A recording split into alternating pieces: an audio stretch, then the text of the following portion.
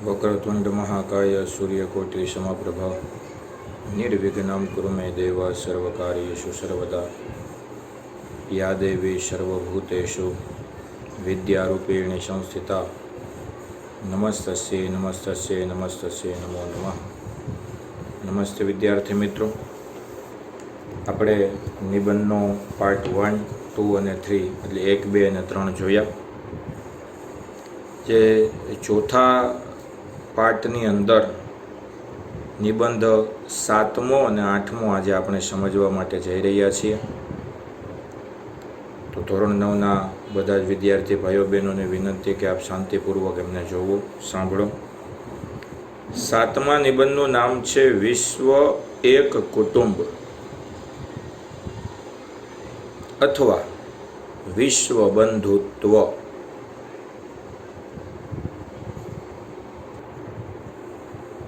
તો આમની અંદર કીધું છે, તો પ્રસ્તાવના સૌથી પ્રથમ આપણે મુદ્દાઓને જોઈએ। પ્રસ્તાવના છે ભારતીય સંસ્કૃતિ, ત્યારબાદ વસુધૈવ કુટુંબકમ ભાવનાનો વિકાસ, વિશ્વ બંધુત્વની ભાવના માં આત્મીયતાના સંબંધો। વિશ્વ બંધુત્વની ભાવના ખરી, પણ એમાં આત્મીયતા એટલે એક સાથે વ્યવસ્થિત રહેવું, એક મન રાખીને રહેવું। અને ઉપસંહાર શરૂઆત કરીએ તો નિબંધના જવાબો કંઈક એવા છે કે ભારતીય સંસ્કૃતિ ઉચ્ચ, ઉદાત્ત અને મહાન મૂલ્યો પર આધારિત છે। ભારતીય સંસ્કૃતિ જે છે એ ઊંચી, ઉદાત્ત એટલે શ્રેષ્ઠ અને મહાન મૂલ્ય ઉપર આધારિત છે। વેદમાં નિરૂપેલી એટલે વેદની અંદર જણાવેલું કે ઓમ સહના ભવતુ સહનૌ ભુનક્તુ, પ્રાર્થનામાં વ્યક્તિ વચ્ચેનો એકતાનો સૂર પ્રગટ થયો છે। બધા સાથે રહીએ, અમે બધા સાથે કામ કરીએ, આપણે સૌ એક જ પરમાત્માના સંતાન છીએ। આ વિચારમાંથી વસુધૈવ કુટુંબકમ એટલે કે સમગ્ર વિશ્વ એક કુટુંબ છે ની કલ્પના સાકાર થાય છે। આખું વિશ્વ એક કુટુંબ છે, કોઈ ભારત દેશ એક નહીં, કોઈ અમેરિકા એક નહીં, આખા વિશ્વની વાત કરી છે, આખું વિશ્વ કુટુંબ છે એવી વાત જણાવી છે। સંત જ્ઞાનેશ્વરે તો કહ્યું છે કે આ વિશ્વ જ મારું ઘર છે, એવો સમભાવ દર્શાવતો બોધ સંત શ્રી જ્ઞાનેશ્વરે આપ્યો છે। જ્ઞાનેશ્વરી જેવા મહાન ગ્રંથમાં સંત જ્ઞાનેશ્વરે પરમાત્મા પાસે વિશ્વ જ મારું કુટુંબ છે એમ કહીને વિશ્વ બંધુત્વનું વરદાન માગ્યું છે। વિશ્વ બંધુત્વની ભાવનામાં મૂળ ભારત દેશમાં તેમજ પ્રાચીન ગ્રીક સંસ્કૃતિમાં છે। વિશ્વ બંધુત્વની ભાવના કેમાં છે તો કે મૂળ તો ભારત દેશમાં અને બીજી છે ગ્રીક સંસ્કૃતિમાં। આધુનિક સમયમાં જોવા જઈએ તો વિશ્વ બંધુત્વની ભાવના મૂળ ભારત અને ગ્રીકમાં છે, પણ આધુનિક સમયમાં તો કે ફ્રેન્ચ રાજ્ય ક્રાંતિમાંથી બંધુત્વની ભાવના જન્મેલી છે।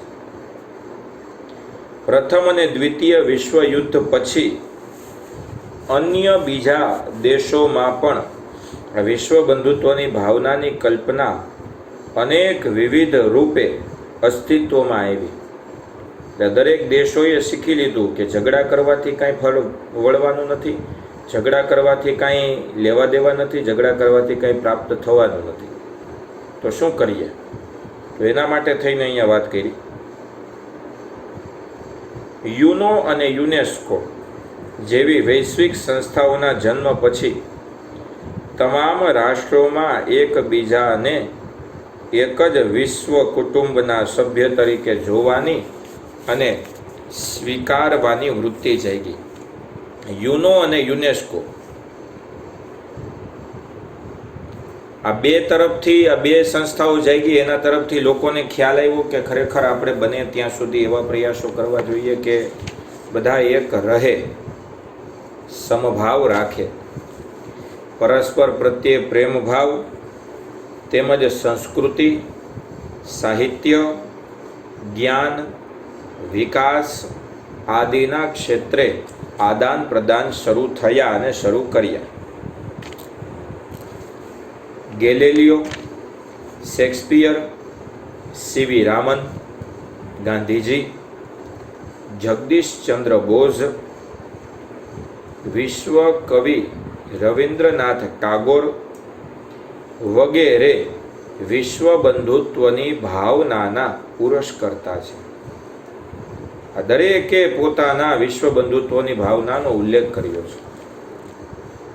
ટાગોરે સ્થાપેલી શાંતિ નિકેતન શિક્ષણ સંસ્થાનું ધ્યેય સૂત્ર છે વિશ્વમ ભવત્યેક નીડનમ, અર્થાત નીડન, નીડ એટલે માળો, વિશ્વ એક માળો છે અને ભવતી એક, અને આપણે બધા જ એ માળાના પંખી છીએ અથવા તો થઈએ. વસુધૈવ કુટુંબકમની ભાવના વિકસાવવા સંસ્કૃતિ, વિજ્ઞાન, કલા વગેરેનો અભ્યાસ કરવા તેમજ ધંધાર્થે બીજા રાષ્ટ્રમાં જઈ શકે છે. વિશ્વ બંધુત્વની ભાવના છે એટલે નહીંતર ભારતનો ભારતમાં જ રહે, અમેરિકાનો વ્યક્તિ અમેરિકામાં જ રહે, તે બહાર નીકળત નહીં. જ્યારે અમેરિકાના વ્યક્તિઓ પણ દેશ વિદેશમાં છે, ભારતના વ્યક્તિઓ પણ અન્ય દેશ વિદેશમાં છે. આધુનિક વાહન વ્યવહાર, સંદેશા વ્યવહાર, સેટેલાઇટ વગેરેની શોધને કારણે, શોધ એટલે સંશોધન, વિશ્વને નજદીક આવવામાં સરળતા થઈ છે. અને સાચી વાત છે, બધા એક થઈને રહે છે એટલે જ વિશ્વ આગળ વધે છે. એકલા અતુલા માણસથી વિશ્વનો સંચાર, પ્રસાર, વિકાસ થઈ ન શકે. Internet, SMS, mobile phone, Facebook, WhatsApp, Twitter જેવી વગેરે ટેકનિકોએ સમગ્ર વિશ્વને એક છત્ર નીચે લાવવામાં મહત્વનો ફાળો આપ્યો છે. તમે વિચાર તો કરો, આપણે વિદેશમાં કોણ શું કરે છે કેમ ઓળખતા હોય, આપણે બીજા રાજ્યમાં કોણ શું કરે છે ખબર ન હોય. એની જગ્યાએ આ ટેકનોલોજી આવી એટલે દરેક લોકો શું કરી રહ્યા છે, કોણે ક્યાં દંગા ફસાદ કર્યા છે, કોણે ક્યાં દાન પુણ્ય કર્યા છે, કોણે ક્યાં ઉદ્ઘાટનો કર્યા છે, ક્યાં ક્યાં ડેમોના ઉદ્ઘાટનો થયા, ક્યાં સારા રસ્તાઓ બને છે, ક્યાં ખરાબ રસ્તાઓ થઈ ગયા છે, કયા રાષ્ટ્રની અંદર કયા રાષ્ટ્ર પ્રમુખને નિયુક્ત કરવામાં આવ્યા છે, એની પહેલા કોણ રાષ્ટ્ર પ્રમુખ થઈ ગયા હતા, કયા દેશની અંદર હોનારત થયું, કયા દેશ ઉપર અસંખ્ય બહુ પ્રમાણમાં વીજળીઓ પડી, કયા દેશમાં વધારે પ્રકારે વાવાઝોડું આવ્યું. આ દરેક સમાચારો આપણને ટેકનિકના માધ્યમથી મળે છે. હમણાં જ આફ્રિકાના એક જંગલની અંદર જે આગ લાગી, કેટલા બધા હજારોથી વધારે પશુ પંખીઓ વગેરે બધા જંગલની આગમાં હોમાઈ ગયા એમ કહીએ તો પણ. તો એ આપણને ટેકનિકના માધ્યમથી ખબર પડી અને દરેક લોકોએ પ્રાર્થના કરી. તો શું થયું? જો પ્રાર્થનાનું ફળ છે, આ યાદ રાખજો, પ્રાર્થનાનું ફળ છે જ. તમે એક આસન ઉપર બેસીને ભગવાનની 2 માળા કરો છો, 3 માળા કરો છો તો એનું ફળ છે જ, 100% છે.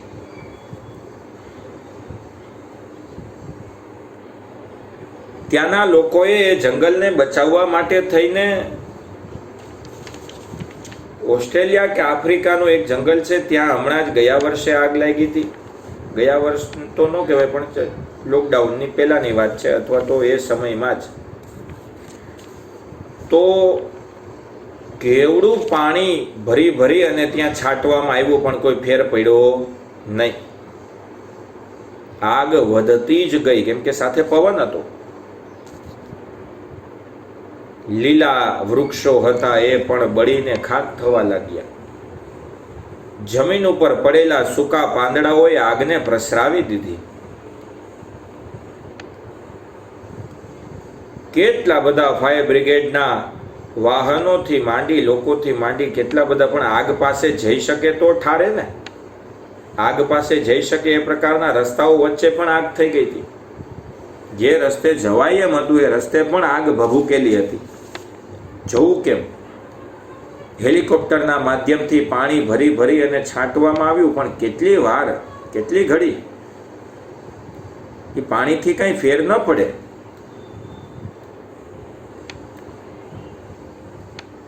પણ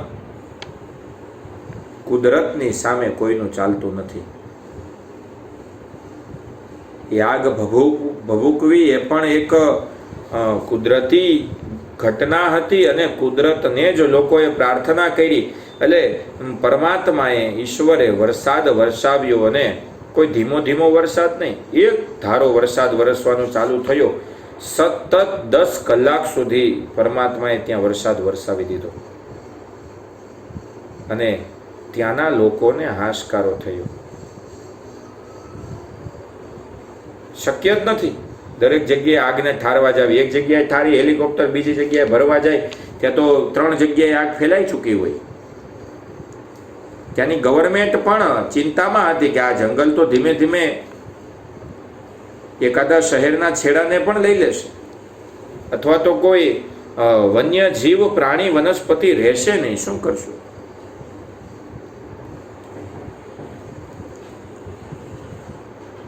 પણ કુદરતને ખોળે, પ્રકૃતિને ખોળે, આવો એક આપણે નિબંધ ભણ્યા હતા આગળ.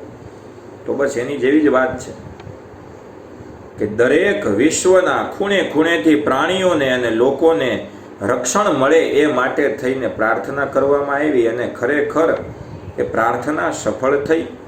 વરસાદ આવ્યો, અને એનાથી ત્યાંના જંગલની આગ શાંત થઈ.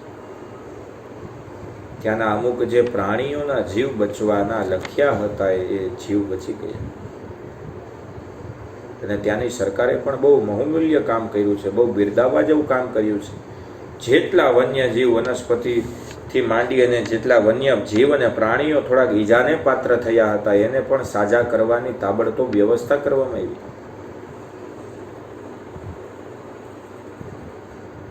એટલે વિદેશની જે રાષ્ટ્રનીતિ છે, એનું જે સિસ્ટમ છે, બહુ કાબિલે તારીફ છે. ત્યાંના રોડ રસ્તાઓ છે, ત્યાંની લાઇટની વ્યવસ્થા છે, ત્યાંની પાણીની વ્યવસ્થા છે, ત્યાંની ઇન્ટરનેટની વ્યવસ્થા છે, એ કાબિલે તારીફ છે. અન્ય દેશો કરતાં પણ હું તો એમ કહીશ કે આપણા દેશ કરતાં વિદેશની જે રોડ રસ્તાથી માંડીને જે સરકારની જે સિસ્ટમ છે બહુ વખાણવા જેવી છે. છતાં પણ ત્યાંના લોકો ભારત દેશના લોકો ઉપર ભરોસો કરે. શું કામ? કેમ કે ભારતની સંસ્કૃતિ અપનાવવા માગે. તમે જોજો, આપણે રાજકોટના ઇસ્કોન મંદિરમાં જોજો, ત્યાં પેલા વિદેશી ભૂરિયાઓ હાથમાં ઢોલક લઈ હરે રામા હરે કૃષ્ણ, હરે રામા હરે કૃષ્ણના મંત્ર જપ ઉચ્ચાર કરતા જોવા મળશે તમને. આપણા લોકો દર્શન કરીને જ વયા જાય, ત્યાંના લોકો તો નાચતા જાય અને હરે રામા હરે કૃષ્ણની ધૂન ગાતા જાય. સેમ તમે ફેસબુકના માધ્યમથી, ટેકનોલોજીના માધ્યમથી ફેસબુકમાં તમે જુઓ તો ત્યાં પણ એ જ વસ્તુ છે.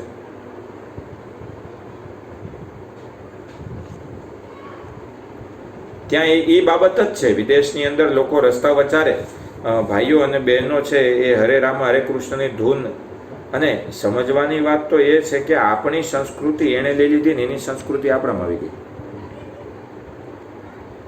આપણે અહીંયા સાડી પહેરવાના રિવાજો, આપણે ત્યાં સારા પોશાકો, ધોતી વગેરે પહેરવાના રિવાજો હતા, એ બધા એણે સ્વીકારી લીધા અને એના રિવાજોમાં આપણે ચડી ગયા. સંસ્કૃતિ આપણી છે પણ અપનાવી જાણે છે એ લોકો. આપણે પણ અહીંયા યજ્ઞાદિક કાર્ય થાય છે, ભગવાનના પૂજાપાઠ થાય છે, પણ તે લોકો પણ અત્યારે આપણી સાથે થઈ ગયા છે, આપણી હારોહાર આપણી સમોવડિયા થઈ ગયા છે. તો માત્ર ટેકનોલોજીનું માધ્યમ જ કામ આવે છે એવું આપણને ખબર કેમ પડે? કેમ કે ત્યાંના લોકો છે, એના જે વિડીયોઝ છે એ ફેસબુકના માધ્યમથી આપણે નિહાળીએ છીએ. ઓસ્ટ્રેલિયાના, આફ્રિકાના, લંડનના, ફોરેનના. માનવ અને માનવ ઇતર પ્રાણી વચ્ચે, માનવ અને પ્રકૃતિ વચ્ચે પણ આત્મીયતાના સંબંધો કેળવાય. માણસો અને પ્રાણીઓ વચ્ચે, માણસ અને પ્રકૃતિ વચ્ચે આત્મીયતાના સંબંધો કેળવાય એવો વિચાર પણ વિશ્વની ભાવનામાં રહેલો છે.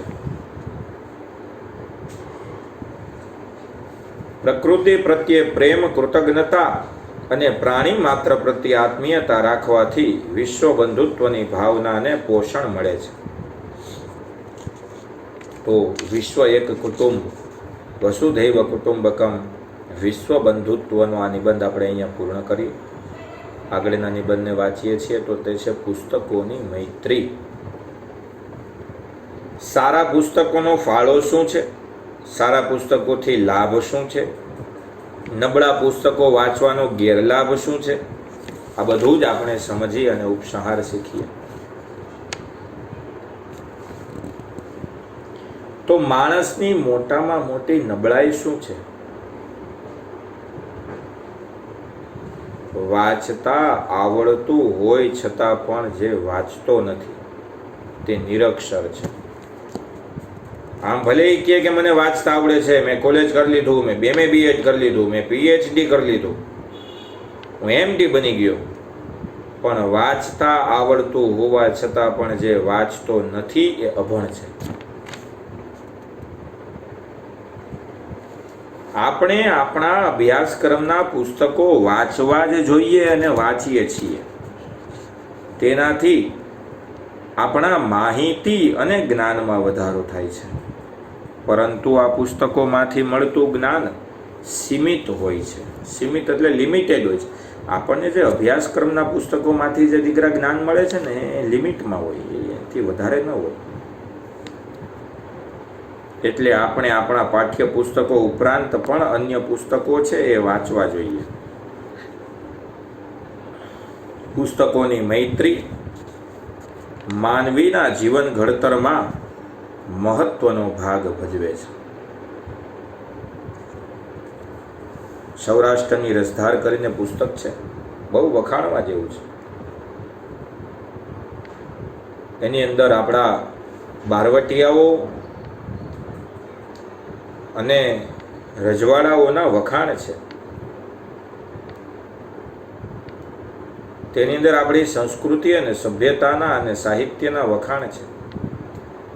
અને એ વખાણ પાછા વાંચવા પૂરતા નથી, એ ખરેખર સાચા છે એટલે વખાણાય છે. રસ્કિનના અનટુ ધ લાસ્ટ નામના પુસ્તકે ગાંધીજીને સત્યાગ્રહની પ્રેરણા આપી. હવે ગાંધીજીમાંથી આખું દેશ પ્રેરણા લેવા માંગે છે, તો ગાંધીજીને શેમાંથી પ્રેરણા મળી?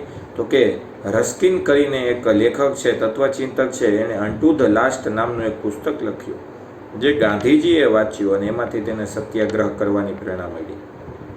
ગીતા અને બાઇબલ જેવા પુસ્તકોએ જગતના અનેક લોકોને ઉદાત્ત જીવન જીવવાની પ્રેરણા આપેલી છે. રામાયણ, શ્રીમદ ભાગવત અને મહાભારત જેવા ગ્રંથોએ ભારતીય સંસ્કૃતિને ટકાવી રાખવામાં મહત્વનો ભાગ ભજવ્યો છે. હા, શ્રીમદ ભાગવત ખૂબ સારી કથા, 7 દિવસની કથા અને ભગવાનના ચરિત્રોનું વર્ણન, કળિયુગનું વર્ણન, રાજા પરીક્ષિત દ્વારા થયેલા પાપને પ્રાયશ્ચિતમાં બદલાવવા અને મૃત્યુને સારું બનાવવાનું વર્ણન.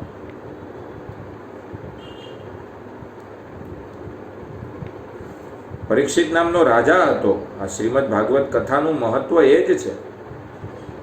વેદવ્યાસજીએ શ્રીમદ ભાગવત લખેલી છે અને એ શ્રીમદ ભાગવતનું વાંચન શુકદેવજીએ કર્યું છે, જે વેદવ્યાસજીના દીકરા છે. એ સુખદેવજીએ પહેલી ભાગવત છે એ શુદ્ધ પુરાણિકોથી માંડી અને દરેક તો કરતા જ હતા, પણ સારી ભાગવતના વક્તા સુખદેવજી હતા અને વેદવ્યાસજી પાસેથી સુખદેવજી ભણ્યા અને સુખદેવજીએ પરીક્ષિત રાજાની વિનંતી દ્વારા એક યોગી તરીકે એને ભાગવતનું જ્ઞાન આપ્યું. શું કામે ભાગવત એને 7 દિવસ સંભળાવ્યું? કેમ કે 7મા દિવસે એક સર્પ છે એને કરડી જવાનો હતો. તક્ષક નામનો નાગ છે એને ડંખ મારવાનો હતો અને એનું મૃત્યુ નિપજવાનું હતું. તો શું કરવાનું? કેમ કે ઋષિનો શ્રાપ હતો અને ભૂલમાં કળિયુગ માથા ઉપર બેઠો એટલે એનાથી એ ભૂલ થઈ. ભૂલને તો જે ભૂલથી પણ અજાણતા થાય એને પાપ જ કહેવાય ને જાણતા થાય એને પાપ જ કહેવાય. હવે કરવું શું? એટલે પરીક્ષિત રાજાએ સુખદેવજી પાસે ભાગવત મને સંભળાવો એવી વિનંતી કરી અને સુખદેવજીએ એમને ભાગવત સંભળાવી. આ શ્રીમદ ભાગવતનું વર્ણન છે. ત્યારબાદ જોવા જઈએ તો રામાયણ, મહાભારત. તો રામાયણ છે એ મહર્ષિ વાલ્મીકીએ લખેલી છે, સંત તુલસીદાસે લખેલી છે. તો એની અંદર પણ વિશેષ તો ખાસ બસ એ જ સમજવાનું છે કે રામાયણ છે માનવતાનું મહાકાવ્ય છે. રામાયણની અંદર માનવતા છે અને મહાભારત છે એ માનવ સ્વભાવનું કાવ્ય છે. એમાં સ્વભાવોનું વર્ણન છે. એમાં એકબીજાના ક્રોધી સ્વભાવને કારણે યુદ્ધ થયું એનું વર્ણન છે. એમાં માનવતા છે, ભગવાન રામચંદ્રજીની માનવતાનું વર્ણન છે.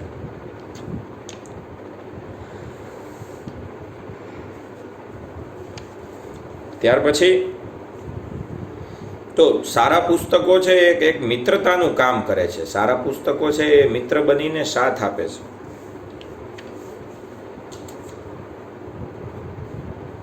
ત્યારબાદ કીધું કે સારા પુસ્તકો જેવો કોઈ મિત્ર જ નથી. સારા પુસ્તક જેવો ભાઈબંધ કોઈ થાય નહીં. તે આપણે સાચું માર્ગદર્શન તેમજ સારા કામો કરવાની પ્રેરણા પૂરી પાડે છે. સારા પુસ્તકો પ્રેરણા આપે છે. તેઓ આપણને સુખ દુઃખમાં સમભાવથી રહેવાનું બળ આપે છે. મહાપુરુષોના જીવન ચરિત્રો વાંચવાથી આપણને વિપત્તિમાં પણ શાંતિ અને ધીરજ જાળવી રાખવાની પ્રેરણા મળે છે. સારા પુસ્તકોના વાંચનથી આપણામાં હિંમત, બહાદુરી, દયા, પ્રેમ, ક્ષમા વગેરે ગુણોનો વિકાસ થાય છે. સારા પુસ્તકોથી મળે. સારા પુસ્તકો વાંચવાથી આપણી અંદર એક હિંમત જાગે. આપણે ડરપોક હોય તો આપણે બહાદુર બનીએ, આપણે ક્રોધી હોય તો દયાવાન બનીએ. આપણામાં પ્રેમ જાગે, માફી આપવાની ઈચ્છા જાગે. સારા પુસ્તકોના વાંચનથી સારું નરસું અને સાચું ખોટું એને પારખવાની એટલે ઓળખવાની આપણી શક્તિ છે એ વિકસિત થાય છે, ખીલી ઉઠે છે. સાચું શું છે, ખોટું શું છે.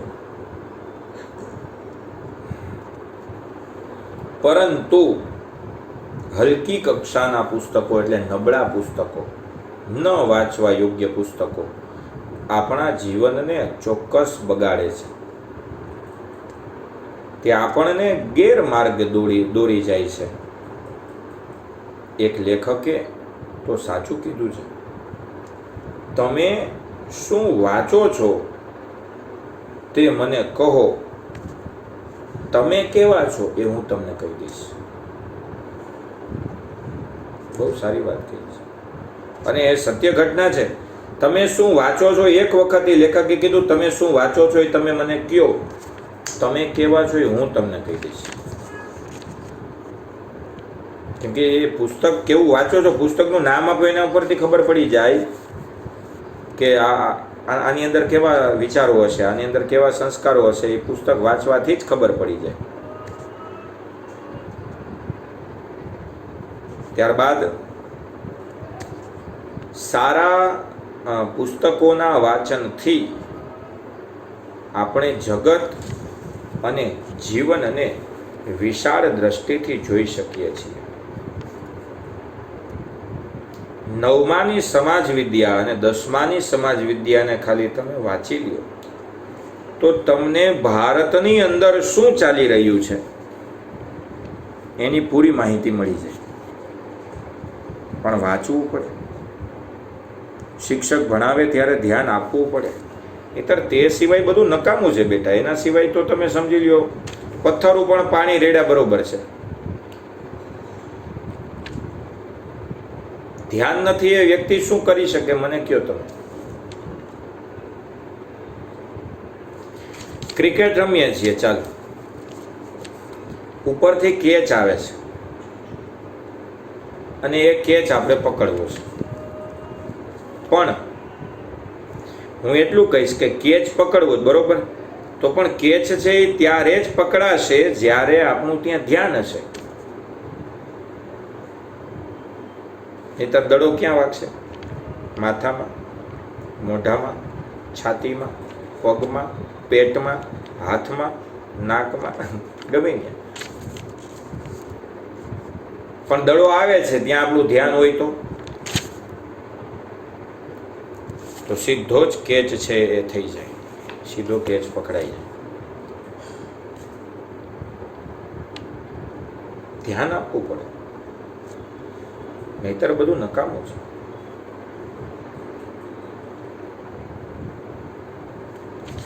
ત્યાર પછી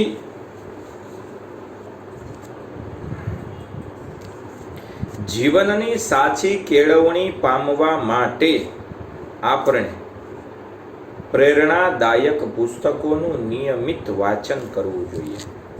સાચી કેળવણી શું છે? જો એ શીખવું જ હોય, જો એ જાણવું જ હોય તો પ્રેરણાયુક્ત પુસ્તકો છે એને વાંચવા પડે. નહીતર ખબર નહીં પડે. આ સત્ય હકીકત છે, નહીતર ખબર નહીં પડે. દેશ વિદેશના લોકોની લોકબોલી કેવી છે, આપણા ભારતની અંદર રાજ્ય કેટલા છે, આપણા એક રાજ્યની અંદર જિલ્લા કેટલા છે, એના માટે સમાજ વિદ્યા વાંચવી જ પડે. એના માટે જનરલ નોલેજની પુસ્તકો વાંચવી જ પડે. નહીતર મેં કીધું એમ પથ્થર ઉપર પાણી.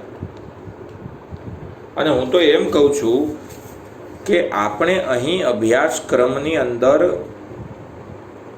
ભારત સરકાર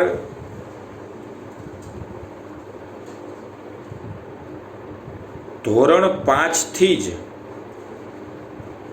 મારું એવું માનવું છે કે વિદેશની અંદર તો ધોરણ 5 જ ગીતાજીનો અભ્યાસક્રમ ફરજિયાત છે.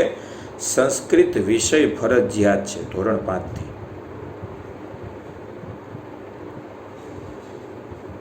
જ્યારે આપણી ઉપરથી જે શિક્ષણ નીતિના ઘડવૈયા જેટલા બધા છે એણે શું કર્યું છે તો કે સંસ્કૃતને પણ ઓપ્શનમાં રાખ્યો છે. ગીતાજીના તો દર્શન જ નથી. ગીતાજી ઘરમાં ક્યાંય મંદિરમાં ખૂણામાં અથવા તો કોઈ પટારામાં અથવા તો ક્યાંય મેળામાં પડ્યા હોય. ખબર છે એ મોટામાં મોટો આપણા ભારતનો ગ્રંથ છે, એક આધ્યાત્મિક પુસ્તક છે. એ ગીતાજીના 18 અધ્યાય અને 700 શ્લોકની અંદર ભગવાને અર્જુનને કહેલો ધર્મનો બોધ છે. શું છે ધર્મ અને અધર્મ, સત્ય અને અસત્ય,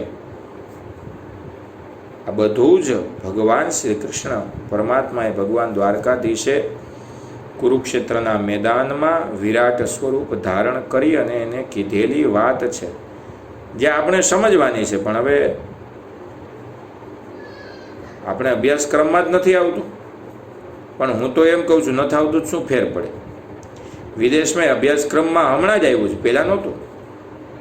આપણે આવી જશે ટૂંક સમયમાં, એને ગણતરી હશે તો. પણ કહેવાનો મુદ્દો એવો છે કે એ લોકોને અભ્યાસક્રમમાં નહોતું ને તો પણ એ લોકો દરરોજ એક ગીતાજીનો શ્લોક પાકો કરતા. આપણે શું કરીએ છીએ? ગીતાજીના શ્લોક જો, ધર્મક્ષેત્રે કુરુક્ષેત્રે સમવેતા યુયુત્સવ મામકાઃ પાંડવાશ્ચૈવ કિમ કુર્વત સંજય. કર્મણ્યેવાધિકારસ્તે મા ફલેષુ કદાચન મા કર્મ ફલહેતુર્ભુઃ માતે સંગોસ્ત્વકર્મણિ.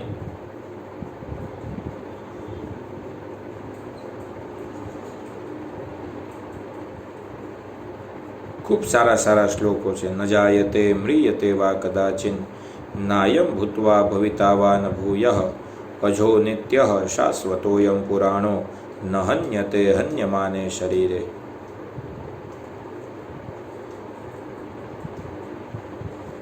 ખૂબ સારા શ્લોકો.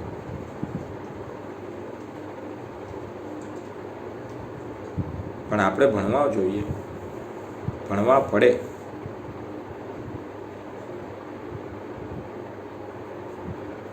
જાતસ્ય હિ ધ્રુવો મૃત્યુઃ ધ્રુવમ જન્મ અમૃતસ્ય ચ તસ્માદ પરિહાર્યેર્થે નત્વમ શોચિતુમર્હસી.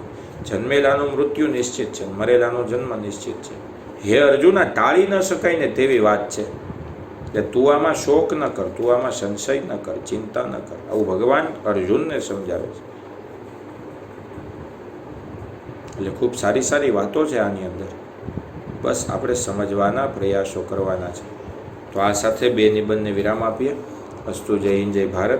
મહાદેવ હર.